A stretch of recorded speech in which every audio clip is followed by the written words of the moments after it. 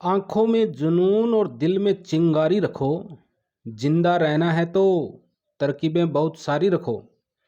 राह के पत्थर तो कुछ भी नहीं है, मंजिलें आवाज देगी, सफर जारी रखो। तो ये भ्रमर गीत सार से संबंधित objective question part number second है। इससे पहले एक पार्ट डाल दिया है। और सेकंड ग्रेड में जो नया उपन्यास लगा है खून का टिक्का, और नई जो कहानियां लगी है पट्टाक्षेप नहीं होगा हेतु भारद्वाज जी की, उसने कहा था, चंद्रधर शर्मा गुलेरी जी की और विजयदान देथा जी की, ये कहानियाँ सब प्ले लिस्ट में डाल दी गई है। किसी ने नहीं देखी है तो देख सकते हैं। सूरदास जी का जन्म कब हुआ? तो सूरदास जी का जन्म 1478 में हुआ। 1478 में। सूरदास जी का जन्म कहाँ हुआ? सिही, दिल्ली के निकट हुआ। सूरदास जी किस जाति से संबंधित है? तो ये सूरदास जी सारस्वत ब्राह्मण थे। सारस्वत ब्राह्मण। सूरदास जी के गुरु का क्या नाम था? तो सूरदास जी के गुरु का नाम वल्लभाचार्य जी था। वल्लभाचार्य जी से सूरदास की भेंट कब व कहाँ हुई? 1509-10 में चंद्र सरोवर के समीप पारसोली में हुई। सूरदास जी की मृत्यु कब हुई? 1583 ईस्वी में पारसोली में हुई। विठलनाथ कौन था? तो विठलनाथ वल्लभाचार्य जी का पुत्र था। विठलनाथ ने पुष्टि मार्ग को जहाज जात है, सो जाको कछु लेना होए सो लेऊ, इस पंक्ति किसकी, यह पंक्ति किसकी मृत्यु पर कही थी? सूरदास जी की मृत्यु पर कही थी। सूरदास जी की किस मुस्लिम शासक से भेंट हुई थी? तो सूरदास जी की अकबर से भेंट हुई थी। सूरदास जी किस वंश से संबंधित थे? तो सूरदास जी चंद्रवरदाई के वंशज ब्राह्मण भट्ट से संबंधित थे। और इसका उल्लेख सूरदास जी ने किस पुस्तक में किया है?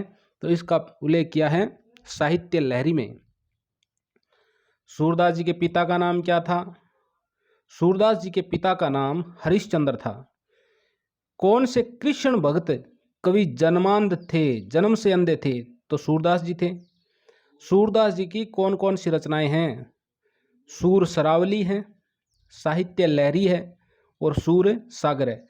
सूर सागर में भ्रमर गीत है, साहित्य लहरी दृष्टिकूट पदों से संबंधित है और सूर सरावली सूर सागर का सार है। वल्लभाचार्य के संपर्क में आने से पूर्व सूरदास किस भाव से लिखते थे? तो वल्लभाचार्य के संपर्क में आने से पूर्व सूरदास दास्य भाव और विनय भाव से लिखते थे। भ्रमर गीत की रचना का स्रोत क्या है? भ्रमर गीत की रचना का उपजीव्य आधार ग्रंथ क्या है? तो वो है भ्रमर गीत का स्रोत श्रीमद् भागवत पुराण, भागवत के 10वें स्कंद के 46वें 47वें अध्याय में भ्रमर प्रसंग आया है। उसी की परंपरा के आधार पर सूरदास ने भ्रमर गीत की रचना की है। सूरदास के सुप्रसिद्ध दृष्टिकूट पदों का संग्रह किस रचना में है? तो साहित्य लहरी में है। साहित्य लहरी में राधा कृष्ण की लीलाओं का वर्णन किस शैली में हुआ है? तो कौन सी शैली है? अर्थ गोपन शैली में। सूरदास की किस पुस्तक का संबंध अलंकार निरूपण से है? तो साहित्य लहरी जो दृष्टिकूट पदों से संबंधित है, अलंकार निरूपण से संबंधित है और अर्थ गोपन शैली में लीलाओं का वर्णन हुआ है। सूरदास जी ने नारद भक्ति सूत्र के अनुसार आसक्ति के कितने रूपों का वर्णन किया था? एकादश यानी 11 रूपों का वर्णन किया था। सूरदास की भक्ति पद्धति का प्रमुख आधार कौन सा है? भगवद अनुग्रह है।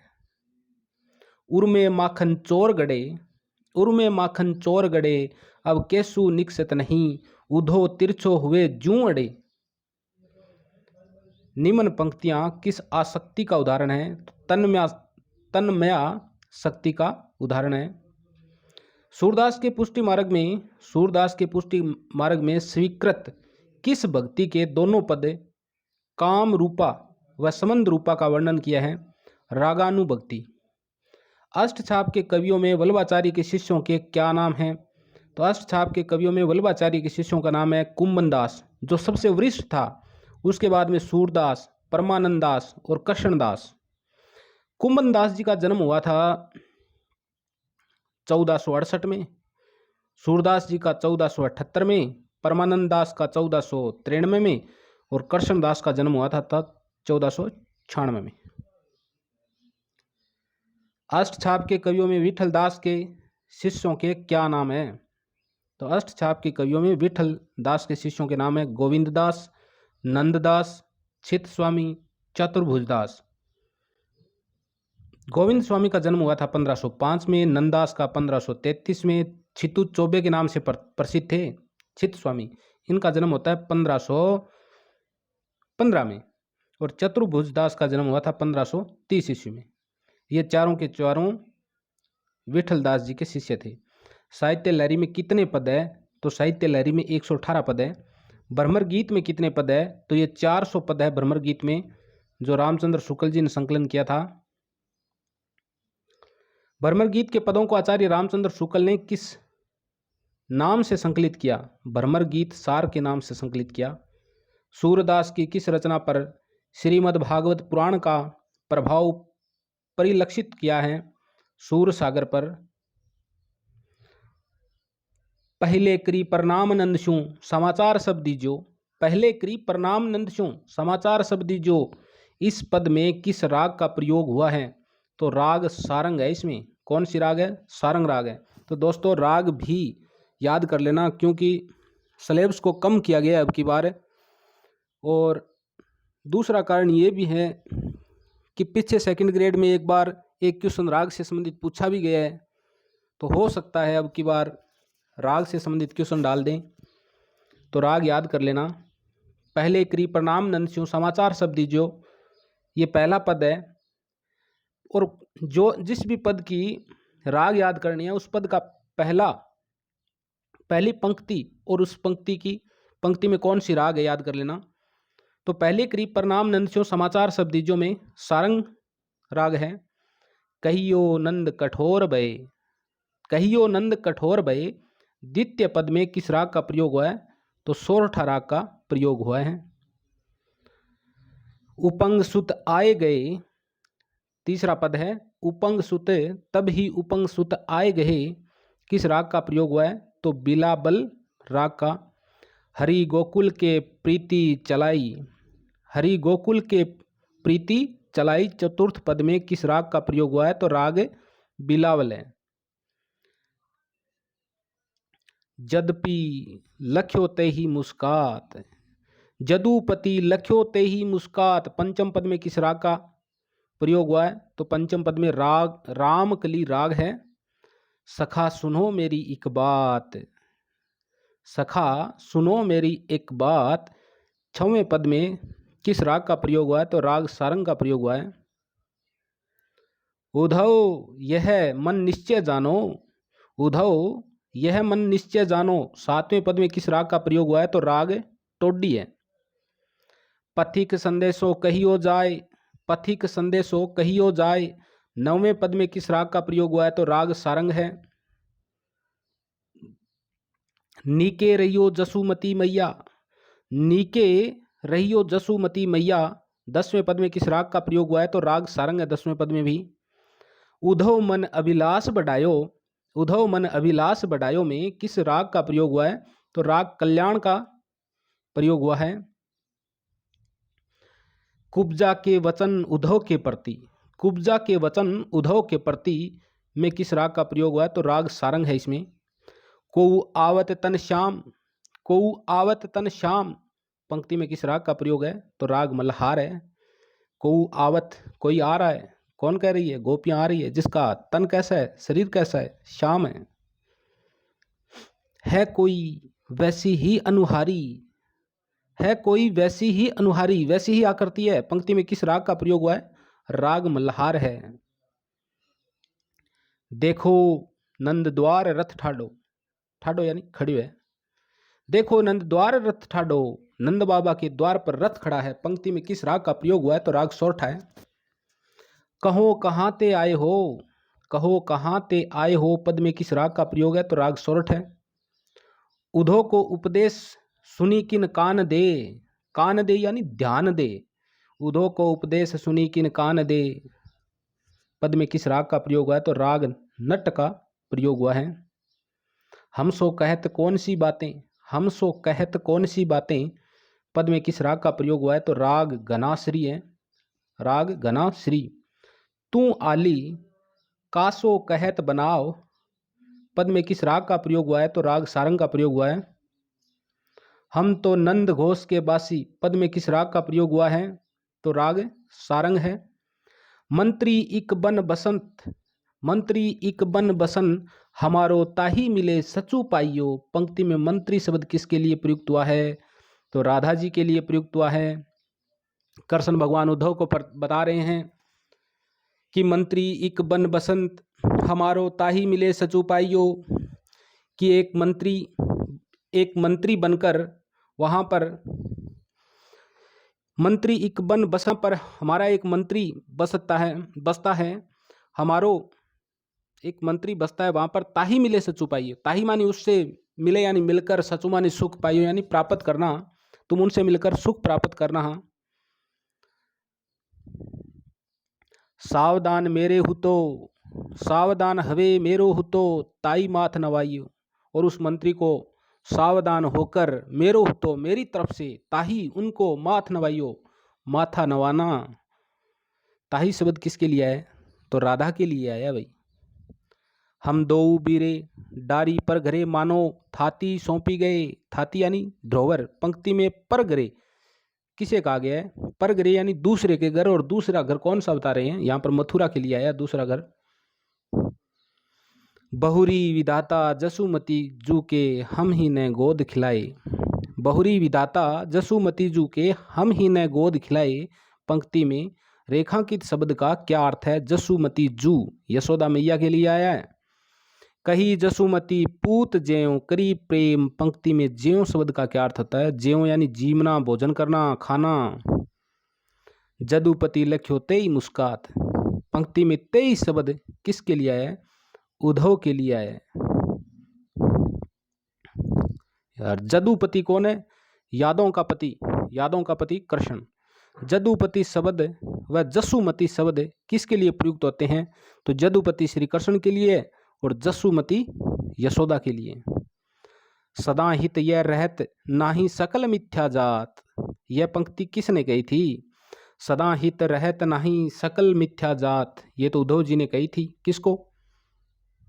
कृष्ण भगवान को कही थी। कृष्ण भगवान उद्धव के सामने बातें कर रहे हैं कि मुझे गोपियों की याद आ रही है, नंद बाबा की याद आ रही है, गोकुल की याद आ रही है, वहां पर जो रास लीलाएं रचाई थी उनकी याद आ रही है। कृष्ण भगवान प्रीति बता रहे हैं अपने मन की उद्धव को, तो उद्धव कहता है कि सदा हित यह रहत नाही सकल मिथ्या जात। सूर प्रभु यह सुनो मोसो एक ही सोनाथ, रेखांकित पंक्ति में किससे संबंध रखने की बात कही है? सुर प्रभु यह सुनो मोसो एक ही सोनाथ, एक ही से नात यानी नाता रखो। किसे? ब्रह्मा से, ब्रह्म से। सूर प्रभु यह सुनो, सूर प्रभु यह सुनो मोसो एक ही सोनाथ, रेखांकित पंक्ति में किससे संबंध रखने की बात कही है? ब्रह्म से। काम पावक तुल में तन बिरह सवास समीर पंक्ति में रेखांकित शब्द का क्या अर्थ है? तुल में, तुल में होती है रुई। दो दो दुखी होन नहीं पावी, दो दुखी होन नहीं पावी पंक्ति में दो शब्द किसके लिए आया है? तो दो शब्द है कृष्ण भगवान की दो गायों के लिए आया है। ता पाछे तुम कहियो उनसो एक हमारी बात, ये बात कौन कहती है? कुब्जा कहती है। उसके बाद में ता पाछे, उसके बाद में तुम कहियो, तुम कहना उनसे एक हमारी बात, एक हमारी बात भी उनसे भाई कह देना। यह पंक्ति किसने किसको कही थी? तो कुब्जा ने उद्धव को कही थी। बहुरी सखी सुफलक सुत आयो, बहुरी सखी सुफलक सुत आयो रेखांकित शब्द का क्या अर्थ है? तो ये कल भी हमने देखा था। सुफलक सुत अक्रूर जी के लिए है। गावत गुण गोपाल फिरत कुंजन में फूल्यो पंक्ति में कौन श्री कृष्ण के रंग में रंगता है? उद्धव। कह तो योग सिकाण जावे गोकुल गए माँ, ब्रज गए माँ, और कह आप ही गावत गुण गोपाल फिरत कुंजन में फूलो, भगवान के बारे में गाता हुआ, गोपाल के बारे में गाता हुआ और कुंजन में फूला हुआ फिर रहा है भाई। नाम गोपाल जाति कुल गोप ही, नाम गोपाल जाति कुल गोप ही, पंक्ति में किसका नाम गोपाल बताया गया है? गोपियों का। नाम गोपाल जाति कुल गोप ही, पंक्ति में किसका नाम गोपाल बताया गया है? तो गोपियों का बताया गया है। अति सुंदर श्याम सरीखे देखत हरि पछिताते, अति सुंदर श्याम सरीखे देखत हरि पछिताते, पंक्ति में किसका तन सुंदर बताया गया है? उद्धव का। अति सुंदर श्याम सरीखे, श्याम के सरीखे यानी कृष्ण के समान सुंदर है। यह चित होत मैं अभी, यह चित होत जाऊं मैं अब ही, पंक्ति में मैं किसके लिए प्रयुक्त हुआ है? तो ये मैं श्री कृष्ण भगवान के लिए प्रयुक्त हुआ है। ये उद्धव जी को कह रहा है कि अब तो मेरा चित्त ऐसा हो रहा है कि मैं अभी चला जाऊं गोकुल में। कुब्जा के वचन उद्धव के प्रति सुनियो एक संदेशो उद्धव में किस संचारी भाव की अभिव्यक्ति हुई है? असूया संचारी भाव की अभिव्यक्ति हुई है। 33 संचारी भाव है हमारे रसों के अंदर, उनमें से एक असूया है। और कुब्जा के वचन उद्धव के प्रति सुनियो एक संदेशो उद्धव, यहाँ पर असूया संचारी भाव की अभिव्यक्ति हुई है।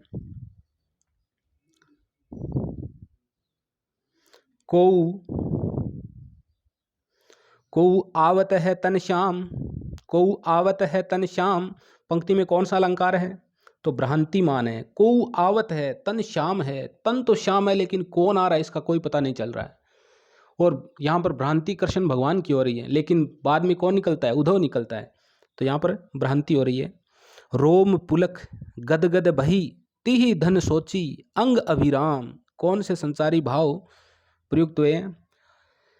रोम पुलक हो रहे हैं, गदगद भई तो हर्ष और रोमांच, सोची या सोची अंग अभिराम, सोची के कारण स्मृति भी संचारी भाव आया है। तो हर्ष रोमांच और स्मृति यह संचारी भाव है इस पंक्ति में। ब्रजवासी लोगनी भेंटत हृदय जुड़ात, ब्रजवासी लोगनी भेंटत हृदय जुड़ात, कौन सी शब्द शक्ति है इसमें? रूढ़ि लक्षण है इसमें। ब्रजवासी लोगनी भेंटत हृदय जुड़ाए, यानी ब्रज के अंदर कोई भी बंदा जाता है, चाहे वो कृष्ण भगवान हो, चाहे उद्धव हो, चाहे अक्रूर हो, चाहे कोई भी हो, या फिर कोई आम लोग जाए ब्रज के अंदर, आज भी जाए तो वो वहाँ पर लोग बड़े शिद्दत से, बड़े प्रेम से आओ भगत करते हैं। उनका कोई मित्र है, कोई दोस्त है, तो वो सामने से चलकर आ जाते हैं कि बड़े खुश होते हैं कि भाई मेरा मित्र आया, मेरा दोस्त आया, मेरा साथी आया। तो ये उनकी परंपरा रही है, ये उनकी रूढ़ी रही है। तो ब्रजवासी लोगनी भेंटत हृदय जुड़ात, तो यहाँ पर कौन सी है? रूढ़ि लक्षण है। और जहाँ पर कहावत हो, मुहावरे हो, वहाँ पर तो रूढ़ि लक्षणा होती है। तो दोस्तों वीडियो कैसा लगा? बढ़िया लगा तो लाइक शेयर सब्सक्राइब करा करो यारों। और अब इसके बाद हम ट्यूशन लेके आएंगे कबीर ग्रंथावली के। आपने कबीर ग्रंथावली पढ़ ली होगी, उसके क्वेश्चन लेके आएंगे हम। लगभग 150-200 क्वेश्चन है। कल हमने 31 क्वेश्चन किए थे, आज 68 क्वेश्चन कर लिए। लगभग 99-100 क्वेश्चन भ्रमर